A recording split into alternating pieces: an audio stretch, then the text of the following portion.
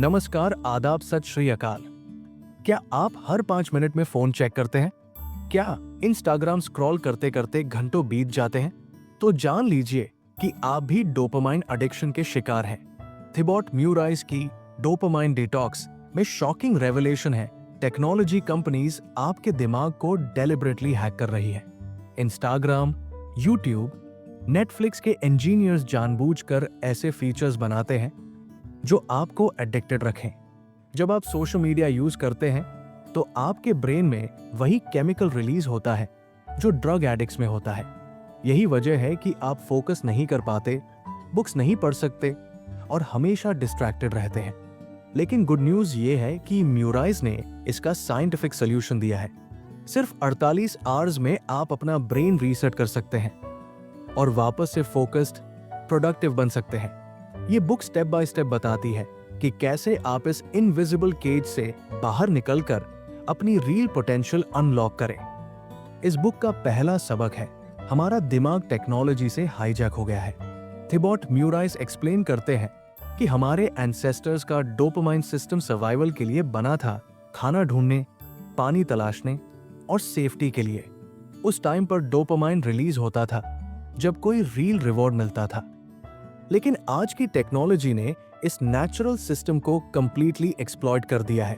Technology companies के engineers जानबूझकर ऐसे फीचर्स डिजाइन करते हैं जो हमारे डोपामाइन को ट्रिगर करें। जब आप इंस्टाग्राम ओपन करते हैं तो रेड नोटिफिकेशन बैज देखकर आपका ब्रेन एक्साइटेड हो जाता है कि कुछ नया मिलेगा।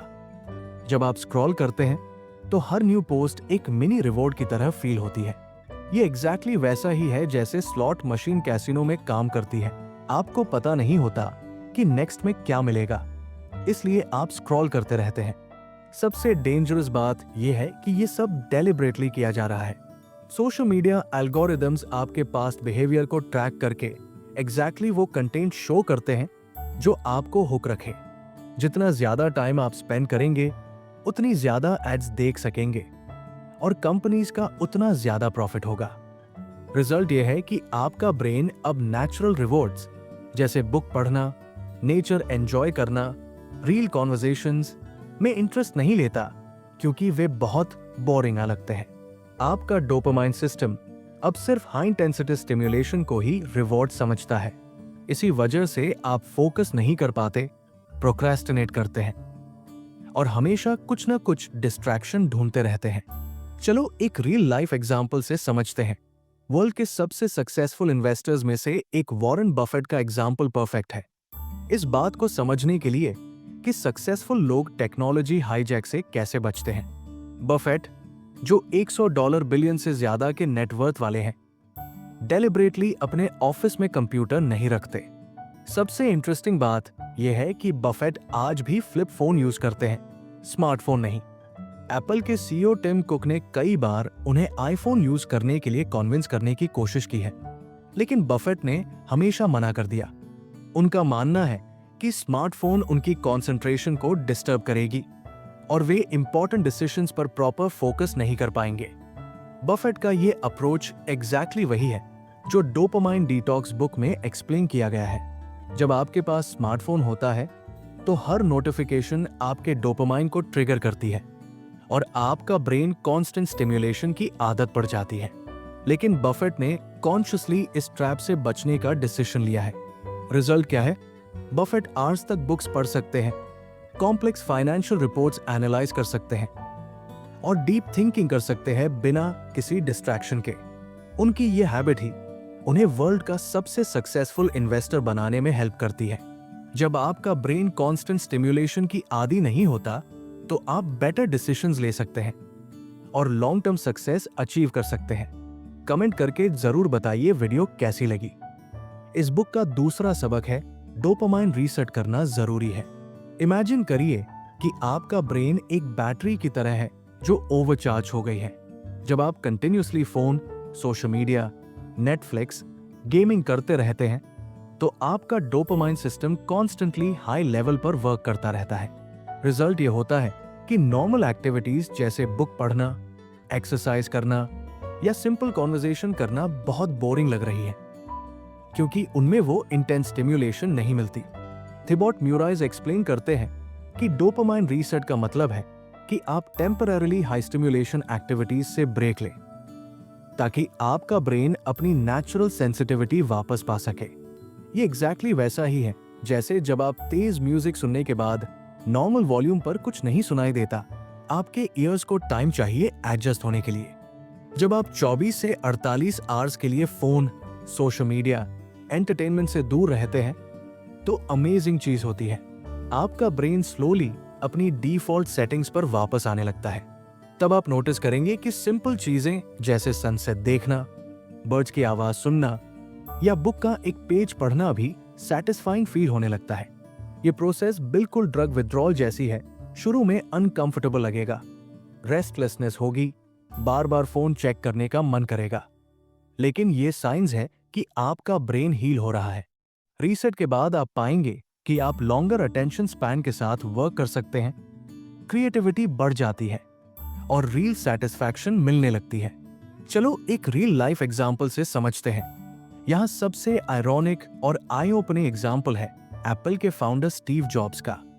2012 में जब एनवाई टाइम्स के जर्नलिस्ट ने जॉब्स से पूछा कि उनके बच्चे आईपैड कितना पसंद करते होंगे, तो जॉब्स ने शॉकिंग जवाब दिया, they haven't used it, we limit how much technology our kids use at home. सोचिए कि ये कितना स्ट्रेंज है। जिस आदमी ने आईफोन और आईपैड बनाकर पूरी दुनिया को टेक्नोलॉजी एडिक्ट बना दिया, वो खुद अपने बच्चों को ये डिवाइसेस यूज नहीं करने देता था। जॉब्स के टीनेज डॉटर्स एरिन और ईव को आईपैड यूज करने की परमिशन नहीं थी। ये एग्जैक्टली वही है जो डोपामाइन डिटॉक्स बुक में एक्सप्लेन किया गया है। सक्सेसफुल लोग जानते हैं कि कांस्टेंट स्टिम्युलेशन ब्रेन के लिए हार्मफुल है। जॉब्स का ये बिहेवियर प्रूव करता है कि डोपामाइन रीसेट सिर्फ थ्योरी नहीं है। अगर एप्पल का क्रिएटर ही अपने फैमिली के लिए टेक्नोलॉजी लिमिट सेट करता था, तो इसका मतलब है कि वो पर्सनली जानता था कि ये डिवाइसेस कितनी एडिक्टिव हैं। उन्होंने डेलिबरेटली अपने बच्चों के ब्रेन को ओवर स्टिम्युलेशन से बचाया ताकि वे नेचुरल रिवॉर्ड्स को एंजॉय कर सकें और प्रॉपर मेंटल डेवलपमेंट हो सके। ये परफेक्ट एग्जाम्पल है कि सक्सेसफुल लोग कैसे कॉन्शियसली अपने डोपामाइन सिस्टम को प्रोटेक्ट करते हैं। जॉब्स जानते थे कि अगर बच्चे बचपन से ही हाई इंटेंसिटी डिजिटल स्टिम्युलेशन के आदी हो जाएंगे, तो वे बाद में डीप थिंकिंग, क्रिएटिविटी और मीनिंगफुल वर्क नहीं कर पाएंगे। इसीलिए उन्होंने अपने घर में डोपामाइन रीसेट को नेचुरली इंप्लीमेंट किया। अगर आपको ये समरी अच्छी लग रही है तो वीडियो को लाइक, शेयर एंड सब्सक्राइब जरूर करें। इस बुक का तीसरा सबक है कैन और कैनोट की लिस्ट बनाओ। थिबॉट म्यूराइज का ये मेथड बहुत सिंपल लेकिन पावरफुल है। उन्होंने समझाया कि डोपामाइन डिटॉक्स सिर्फ चीजों को छोड़ना नहीं है, बल्कि सही चीजों को रिप्लेस करना है।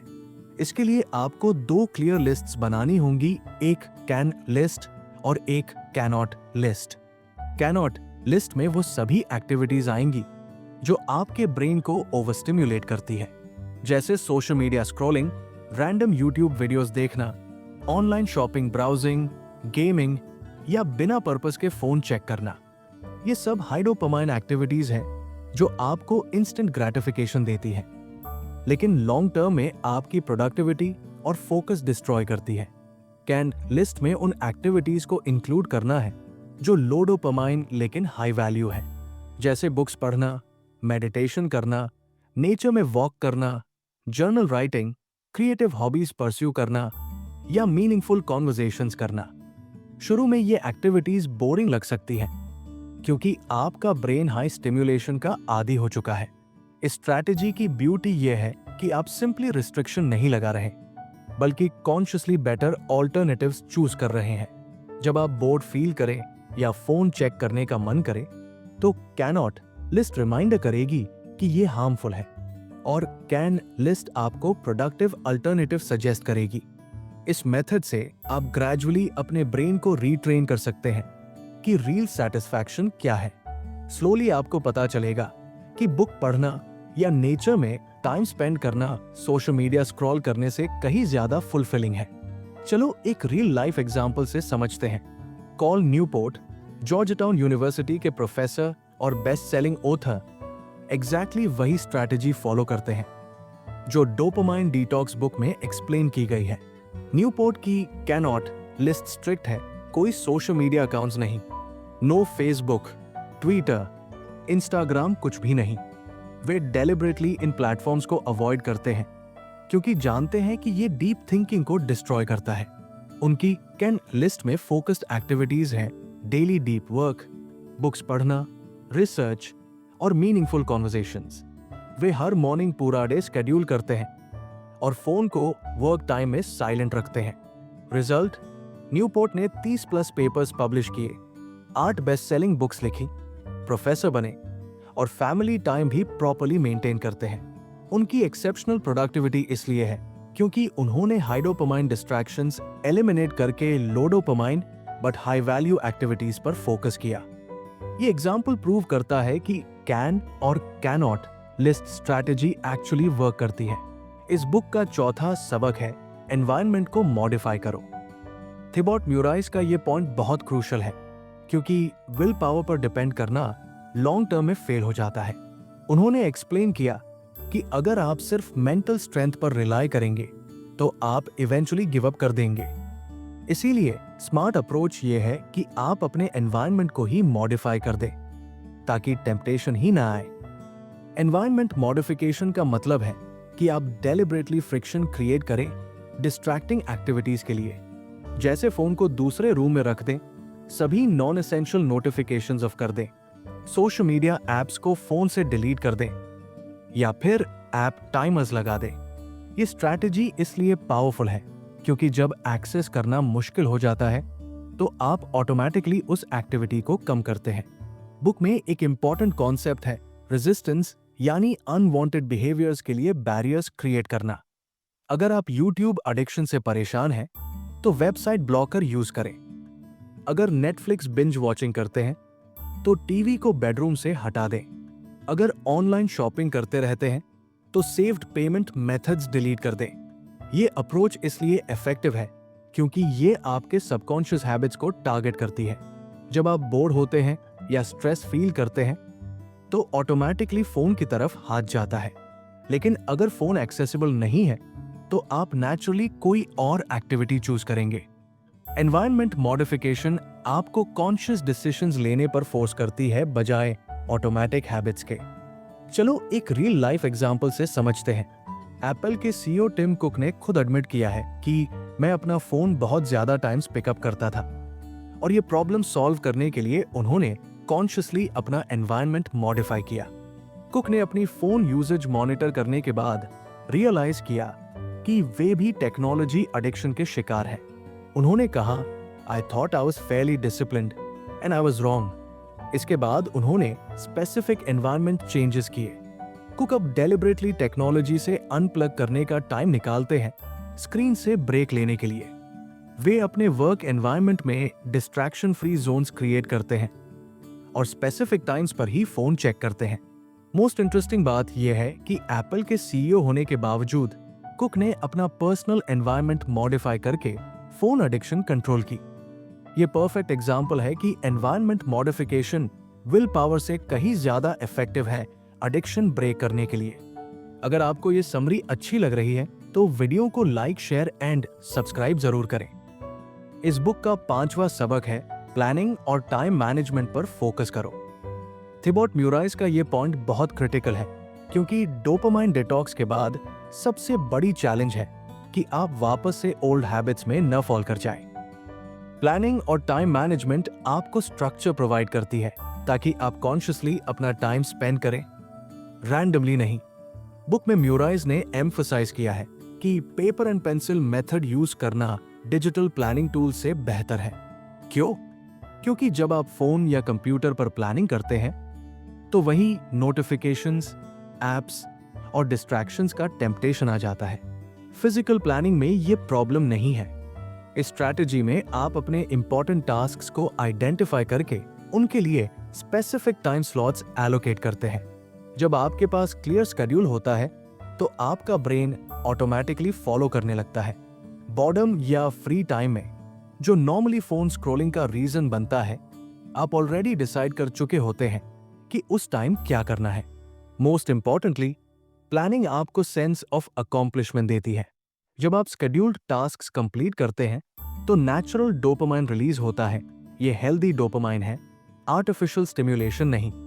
ये ग्रेजुअली आपके ब्रेन को ट्रेन करता है कि रियल सेटिस्फैक्शन प्रोडक्टिव वर्क से मिलती है, इंस्टेंट ग्रेटिफिकेशन से नहीं। इस मेथड से आप प्रोएक्टिव बन जाते हैं रिएक्टिव की बजाय। आप डे को कंट्रोल करते हैं, डे आपको कंट्रोल नहीं करती। चलो एक रियल लाइफ एग्जांपल से समझते हैं। ब्रूस ली का अप्रोच एग्जैक्टली वही था जो डोपामाइन डिटॉक्स बुक में रेकमेंड किया गया है, हर मिनट का प्रेसाइज प्लानिंग। ली अपना पूरा day minute by minute schedule करते थे और हर एक्टिविटी के लिए स्पेसिफिक टाइम एलोकेट करते थे। उनका डेली रूटीन इनक्रेडिबली डिटेल्ड था। सुबह 6 बजे उठना, 6:15 से 6 तक स्ट्रेचिंग एक्सरसाइजेस, 7 से 8 बजे मार्शल आर्ट्स प्रैक्टिस, 9 से 11 बजे स्ट्रेंथ ट्रेनिंग, 2 से 4 बजे फिलॉसफी स्टडी और इवनिंग में मूवी वर्क। सबसे अमेजिंग बात यह थी कि ली अपना वर्कआउट भी टाइम बाउंड करते थे। सिर्फ 15 से 30 मिनट्स में कंप्लीट करते थे, लेकिन मैक्सिमम एफिशिएंसी के साथ। ली का फेमस फिलॉसफी था, I fear not the man who has practised 10,000 kicks once, but I fear the man who has practised 1 kick 10,000 times. ये एग्जैक्टली डोपामाइन डिटॉक्स का प्रिंसिपल है। फोकस्ड प्लान्ड प्रैक्टिस बिखरी हुई random activities से कहीं बेहतर है। मोस्ट इंपॉर्टेंटली, ली कभी भी टाइम वेस्ट नहीं करते थे रैंडम एंटरटेनमेंट या डिस्ट्रैक्शंस में। उनका हर मिनट प्रोडक्टिव एक्टिविटीज के लिए प्लान था, ट्रेनिंग, लर्निंग या क्रिएटिंग। वे अपने पर्सनल लाइब्रेरी में 2500+ बुक्स रखते थे और डेली रीडिंग का फिक्स टाइम था। इसी स्ट्रिक्ट टाइम मैनेजमेंट से वे मार्शल आर्ट्स में लेजेंडरी बने, सक्सेसफुल एक्टर बने और फिलोसोफर भी। ये परफेक्ट एग्जाम्पल है कि जब आप अपना डे कंप्लीटली प्लान करते हैं तो डिस्ट्रैक्शंस के लिए कोई स्पेस ही नहीं बचती। प्लानिंग आपको एक्स्ट्राऑर्डिनरी रिजल्ट्स अचीव करने में हेल्प करती है। ऐसी ही ज्ञानवर्धक वीडियो के लिए चैनल को सब्सक्राइब करें और बेल आइकन दबाएं ताकि कोई भी वीडियो मिस ना हो। कमेंट करके जरूर बताइए वीडियो कैसी लगी। धन्यवाद।